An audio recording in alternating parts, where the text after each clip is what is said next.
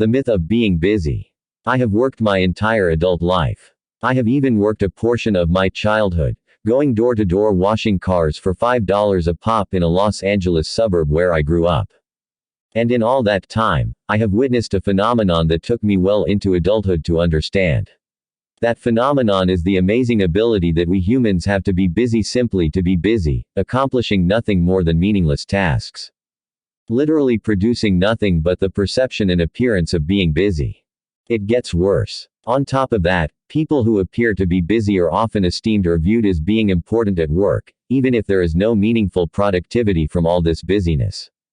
It's quite amazing from a productivity standpoint how many hours are wasted on endless meetings that go nowhere and on paperwork that amounts to nothing. In fact, new research shows that 70% of meetings keep employees from doing productive work too. So here are 3 tools I have identified from a creativity and innovation standpoint that can help you keep on track, getting real and meaningful things done, rather than just being busy for busyness' sake. 1. Ask questions. When we ask questions instead of just doing, we uncover some profound reasons why we are doing what we are doing. 3. Far too often, we are driven by the task at hand, and completing the task is our only goal.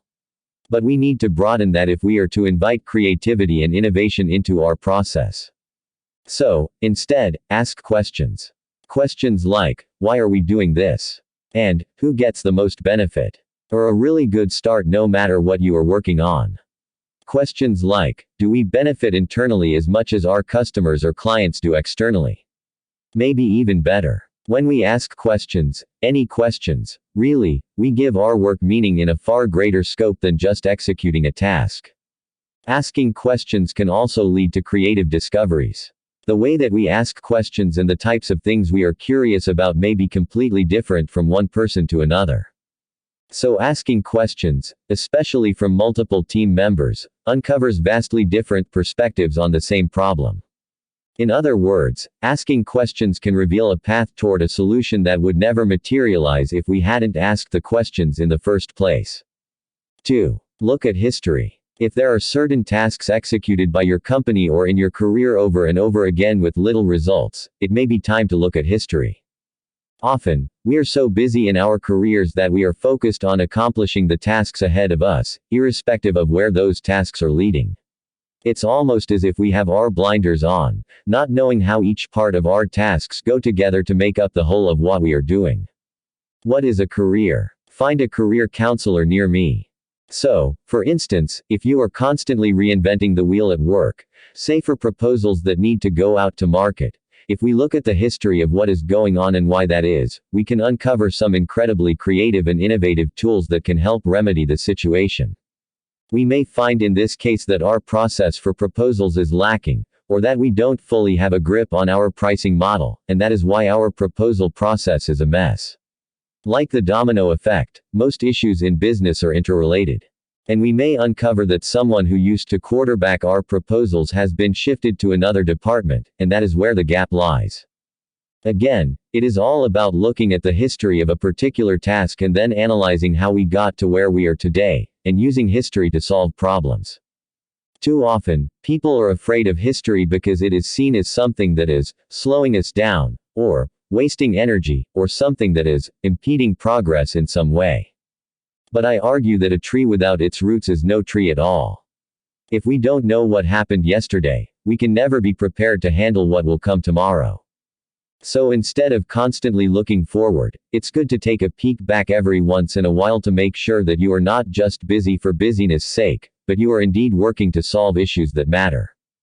3. Take a macro view. There are too many times at work when we subjugate tasks to particular teams without an explanation of the full impact each part has on the whole. This leads to a number of issues, not the least of which is being busy for busyness' sake. The other main issue that happens is burnout and fatigue, as folks who don't have a good idea of where the company is going and what their role is in that journey become frustrated and disconnected. A skeptic may say that staff becomes empowered to execute tasks. Fair enough, but these tasks are meaningless without a broad scope macro view as to why the tasks are important in the first place. So instead, take a macro view. A macro view is a long-term vision or plan that allows for multiple little victories to be achieved along the way. These little victories can be tasks, or they can be something else, but keeping track of these victories and stopping every once in a while to recognize accomplishments is very important.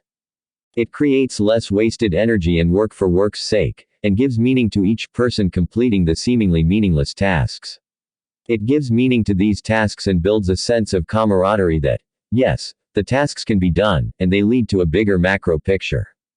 And that is something that everyone can contribute to and feel proud to accomplish.